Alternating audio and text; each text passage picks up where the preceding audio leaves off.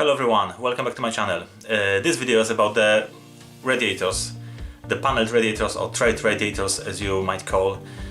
So in this video I'm gonna explain you how they work, what to do if they're not working properly and or maybe they don't work at all. So I'm gonna use some pictures, some diagrams to explain it all to you so it will be clear.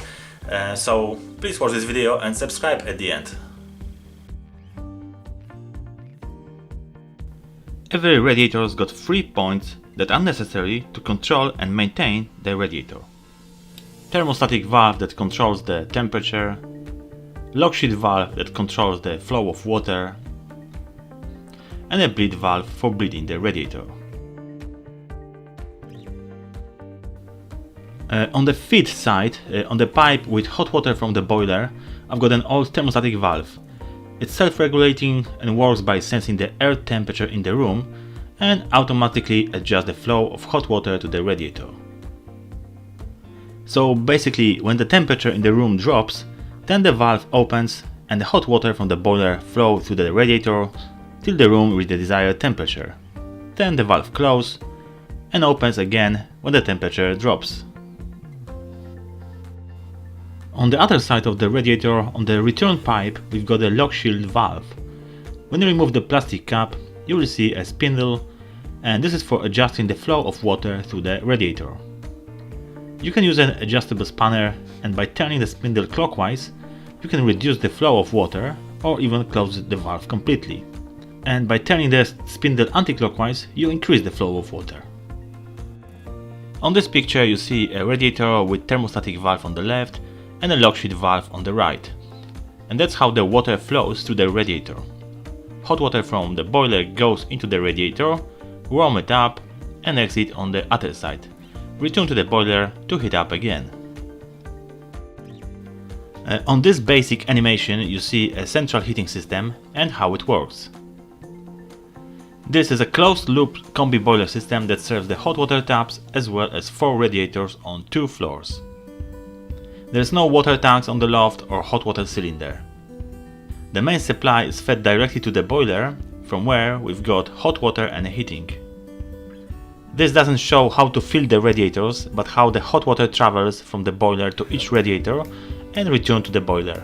All the pipes to the radiator can get really hot, and the colors just indicate that the red pipes are fed from the boiler and the blue are returned to the boiler.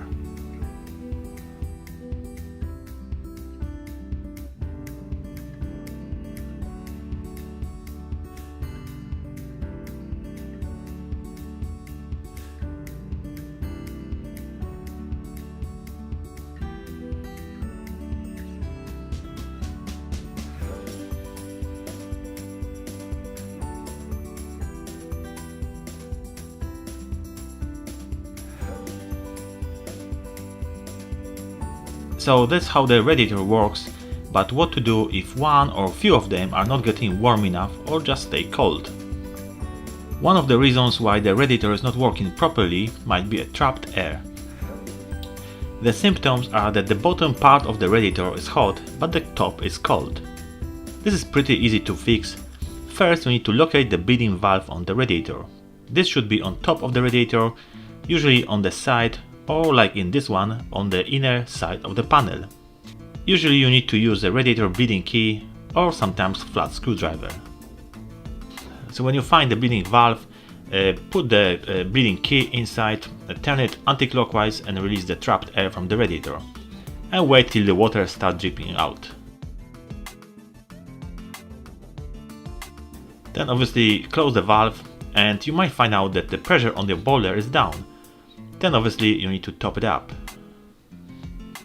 This is also easy to do. First you need to find a filling loop. This is usually on the pipes under the boiler. Turn off the boiler, wait for all the radiators to cool down, open one valve on the filling hose, then slowly open the second valve, and the water from mains will start to fill the system. Always check the pressure gauge, and if you fill it up to 1–1.5 bars, then you can shut both valves and turn on the boiler.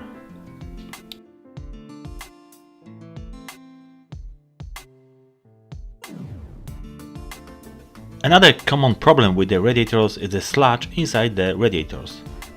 The symptoms are that the radiator is partially hot, usually on top, and the bottom stays cold. Sludge is a mix of dirt and rust that builds over time and gathers at the bottom of radiators. The radiators are still working, but you can notice some areas that are not warm enough or even completely cold. In the worst scenario, the sludge can block the feed completely and the radiator is cold all the time. If the sludge blocks just one radiator, so the easiest way is to remove the radiator and clean it in a garden with a garden hose. If you've got problems with few radiators in the house, so it might be a good idea to order a power flush from your local gas-safe engineer. This might take a couple of hours, and he's gonna add some cleaning chemicals to the system that flush away all the debris and sludge from the radiators as well as the pipes.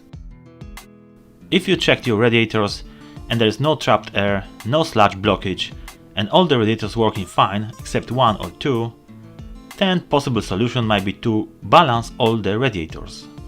When you balance the radiators, you balance the flow of water, so you can allow more water flow to the colder radiators and less to these that are too hot.